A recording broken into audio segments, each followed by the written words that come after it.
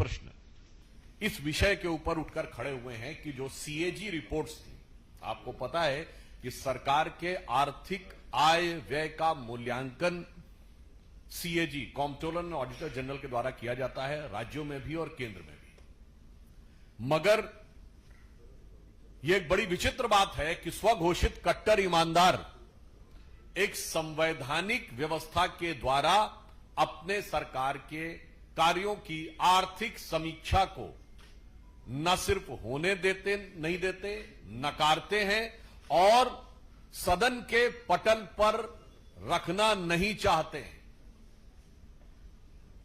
और इसलिए दिल्ली हाईकोर्ट ने भी जो प्राप्त सूचना है मीडिया में, उसके अनुसार दिल्ली हाईकोर्ट ने एक ऑब्जर्वेशन यूज किया है कि Delhi government is dragging its feet, यानी अपने कदम खींच रही है इन प्लेसिंग द सीएजी रिपोर्ट, अर्थात दिल्ली की सरकार सीएजी की रिपोर्ट सदन के पटल पर रखने से कदम पीछे खींच रही है।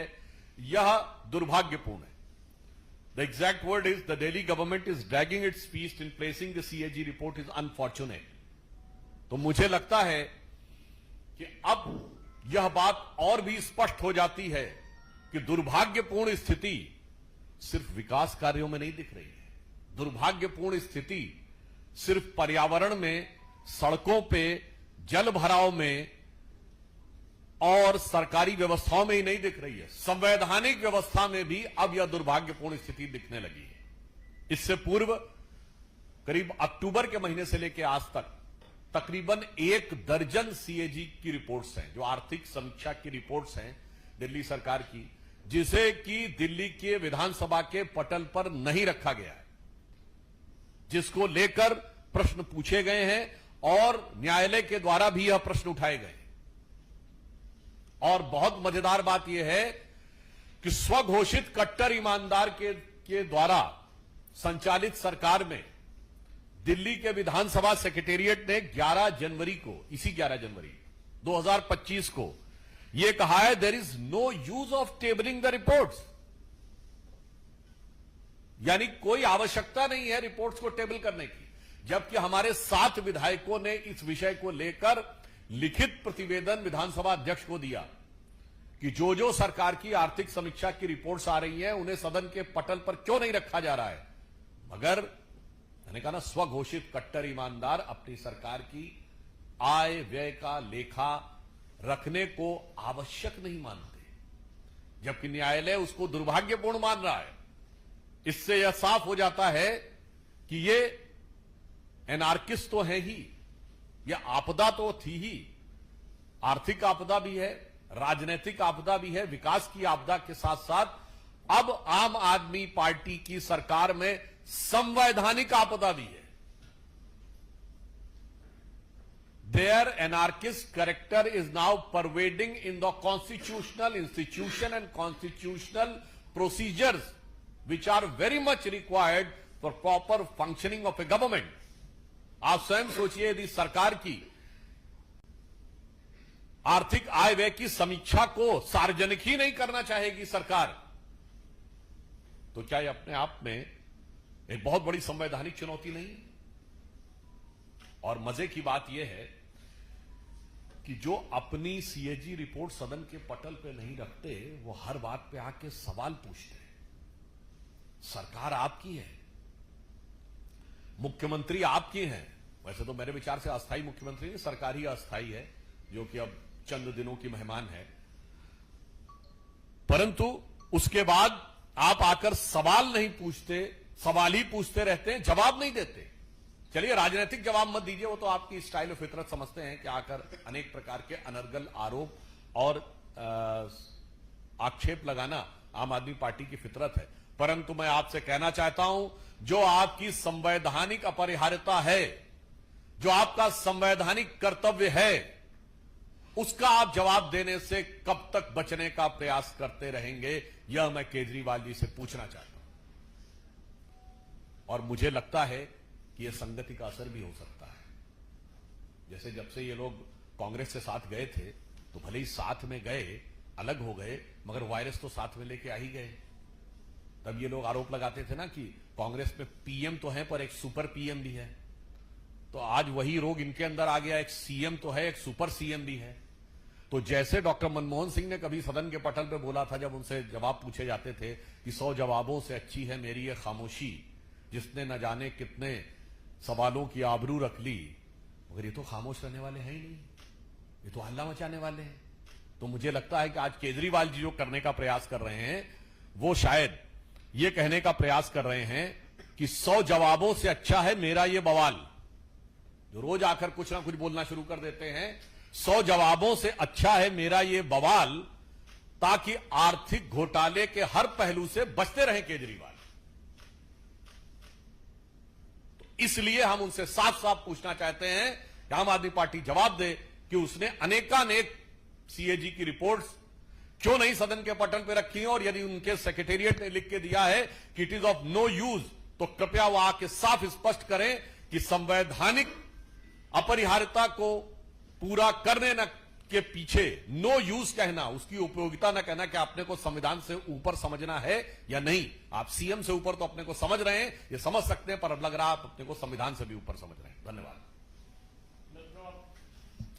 आपके प्रश्न सादर आमंत्रित हैं।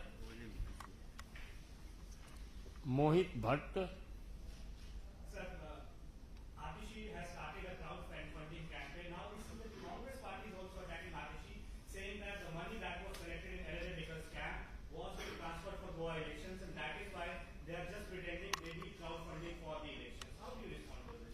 नहीं, वो कई बार होता है, आपने देखा होगा जब आदमी दारू के नशे में ज्यादा होता है तो वो दिखाने की कोशिश कुछ और करता है और अंदर से कुछ और हो जाता है। इसलिए वो जितना भी स्वांग रचने का प्रयास करें, परंतु दिल्ली की जनता अब उस हकीकत को समझ चुकी है। मुझे लगता है जैसे आतिशी जी स्वयं एक मुखौटा हैं, वैसे आतिशी जी का एक कृत्य भी उस मुखौटे के ऊपर एक और मुखौटा है। तो एक चेहरे पे नए चेहरे लगा लेते हैं लोग। कितने चेहरे हैं इस चेहरे के पीछे, ये अब दिल्ली की जनता समझ रही है। शैलेंद्र डीडी।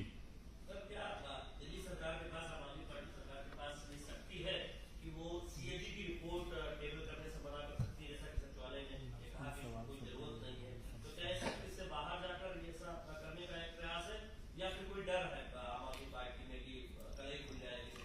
इसमें कहीं कोई किंतु परंतु नहीं है कि अगर कोई सरकार ये कहे कि उसे रिपोर्ट रखने में हिचक है या उससे बचने का प्रयास करे, और फिर न्यायालय की टिप्पणी होने के बाद भी वो उससे बचाव की गुंजाइश करे, तो मुझे ये साफ समझ में आ जाता है और दिल्ली की जनता को बहुत साफ समझ में आता है कि इसका मतलब कुछ न कुछ बहुत गहरा काला है। परंतु उन्होंने जो कारनामे कर रखे हैं, वो कितना भी बचाव कर लें, वो छुपने वाले नहीं है, क्योंकि कारनामे सीएजी की रिपोर्ट के बियॉन्ड दिखाई पड़ रहे हैं। बस सीएजी की रिपोर्ट से सदन के पटल पे दिखेंगे। एक कहावत होती है, शायद आप लोगों ने सुना हो, कि नेहुरे नेहुरे कहूं ऊंट की चोरी। इसका मतलब झुकते झुकाते ऊंट की चोरी नहीं की जा सकती है। आज केजरीवाल जी वही करने का प्रयास कर रहे हैं। Sanjay Sharma, Indian news.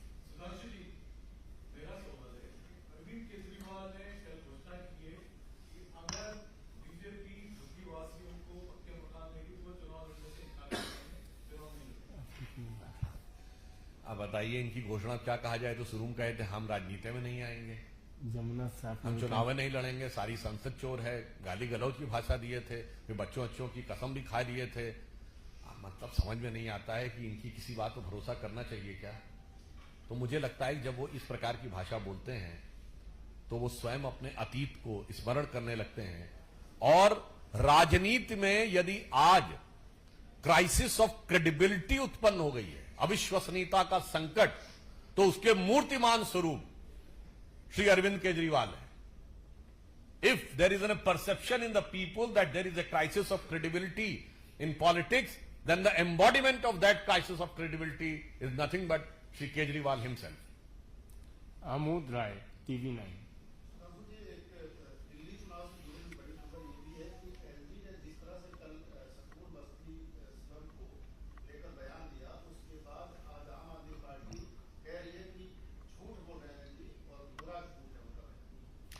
देखिए, मुझे लगता है कौन सच्चा है कौन झूठा है, ये आम आदमी पार्टी के कृतित्व से साफ दिखाई पड़ता है। और इस प्रकार की भाषा प्रयोग करना संवैधानिक पद पर बैठे हुए लोगों के लिए और स्वयं अपने आचरण में, तो हम पूछना चाहते हैं ना, आप क्यों नहीं सच बोल रहे हैं?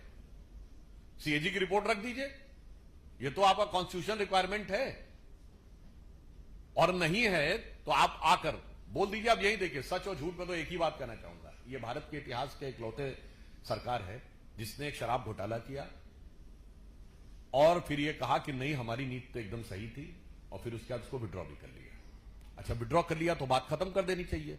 फिर आपने देखा होगा दर्जनों बार, मैं खुद भी रहा हूं उन डिबेट्स में, कि इनके लोगों ने आके उसी शराब घोटाले को डिफेंड भी किया है। मतलब आपने अद्भुत उदाहरण नहीं देखा होगा ऐसा कि कोई सरकार एक पॉलिसी बनाए, सीबीआई की जांच शुरू होते ही वो पॉलिसी को विड्रॉ भी कर ले और विड्रॉ करने के बाद भी उसको डिफेंड करे। इसलिए मैं उनसे पूछना चाहता हूं कि आप कितने भी जवाब देने से बचने की कोशिश करें, परंतु भारतीय जनता पार्टी इन मुद्दों पे आपसे सवालों का सीधा जवाब चाहती है। शिक्षा घोटाले पर आपका जवाब चाहिए, शराब के घोटाले पर आपका जवाब चाहिए, मोहल्ला क्लिनिक के घोटाले पर आपका जवाब चाहिए, and above all the you can say the museum of your corruption, Sheesh Mahal, उसके ऊपर भी आपका जवाब चाहिए। इन चारों से बचने का कितना भी प्रयास कर लीजिए, मगर ये वो सच है जो आपका पीछा नहीं छोड़ने वाला है।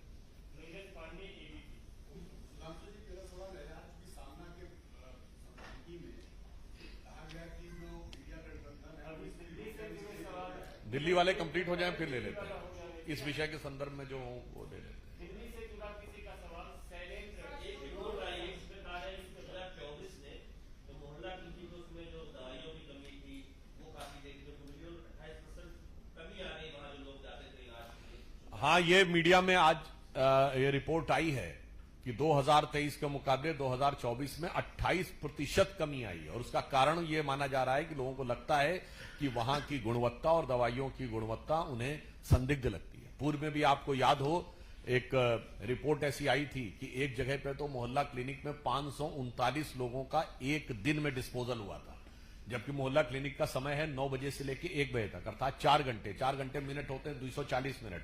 अब 240 मिनट में अगर आपने 539 लोगों को निपटा दिया है, मतलब निपटा दिया शब्द के लिए इसलिए प्रयोग कर रहा हूं, इसका मतलब 20 से 25 सेकंड के अंदर उन्होंने मरीज को देख भी लिया, उसका परीक्षण कर लिया, उसका डायग्नोसिस भी कर दिया और दवाई के लिए उसकी व्यवस्था भी कर दी। मुझे लगता है कि अभी गूगल ने दावा तो किया है कि क्वांटम कंप्यूटर बना लिया है, मगर केजरीवाल जी जो अत्यंत पढ़े लिखे व्यक्ति हैं उनका कंप्यूटर मुझे लगता है कुछ ज्यादा ही तेज है। तो जैसे वो कहते थे ना चाचा चौधरी का दिमाग बहुत तेज चलता है, तो यहां पर केजरीवाल जी का दिमाग तो तेज चल रहा है मगर वो ध्यान ही नहीं रख पा रहा है कि आंकड़े उससे मैच नहीं खा रहे हैं। तो इसमें मोहल्ला क्लिनिक के घोटाले तथ्यों और आर्थिक आंकड़ों के आधार के ऊपर बिल्कुल साफ नजर आ रहे हैं। संजय सिंह ने कहा है कि भाजपा के नेताओं, सांसदों, पूर्व सांसदों और मंत्रियों के सरकारी आवास पर वोट का विरोध बनाया जाता है। क्या बीजेपी उनके खिलाफ कानूनी कार्रवाई करेगी?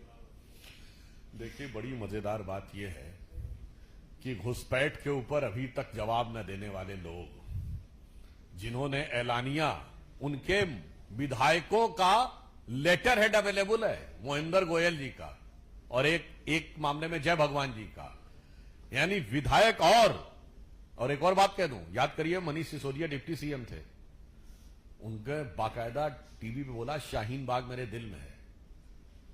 तो घुसपैठियों को वोटर बनाने की जो षड्यंत्र है उसके ऊपर जो पर्दाफाश होता चला जा रहा है, त्यों उनकी छटपटाहट इस ढंग के आरोपों और प्रत्यारोपों में उभर कर सामने आ रही है। आनंद पांडे टीवी में।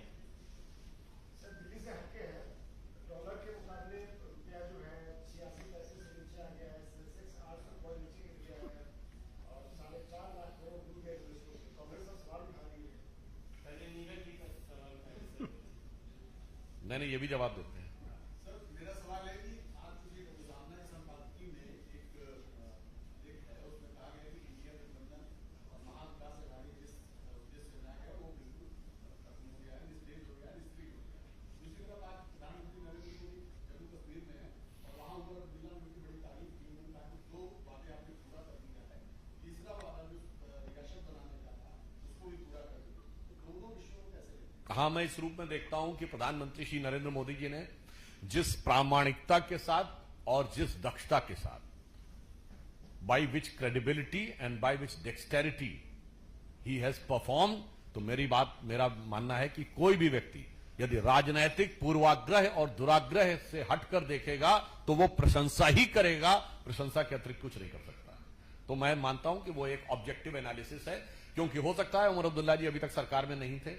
अब जब सरकार में आता है व्यक्ति तो फिर उसको सब दिखाई पड़ता है कि पिछले समय में जम्मू कश्मीर में कितने कितने काम हुए, तो हो सकता है वो उन तथ्यों के आधार पर सहज और स्वाभाविक अभिव्यक्ति आ गई। अब रही बात सामना का, तो मुझे लगता है अब सामना को हकीकत का सामना हो रहा है कि इंडी गठबंधन जो कि परस्पर विरोधी विचारों, स्वार्थ और एक दूसरे से को जब बुलाता था तो जानते कैसे बुलाता था? उनको समझना चाहिए कि जब कांग्रेस ने बुलाया था, संजय राउत जी को समझना चाहिए, वो वैसे ही बुलाया था जैसे अफजल खान ने शिवाजी को बुलाया था मिलने के लिए। तो अफजल खान का कद तो बड़ा लंबा चौड़ा था, शिवाजी छोटे कद काठी के थे, मगर वो समझदार बहुत थे और उन्होंने युक्ति से अफजल खान को निपटा दिया था। मगर ये शिवसेना यूबीटी वाले शायद वो समझ ही नहीं पाए और जाकर गले मिल लिए।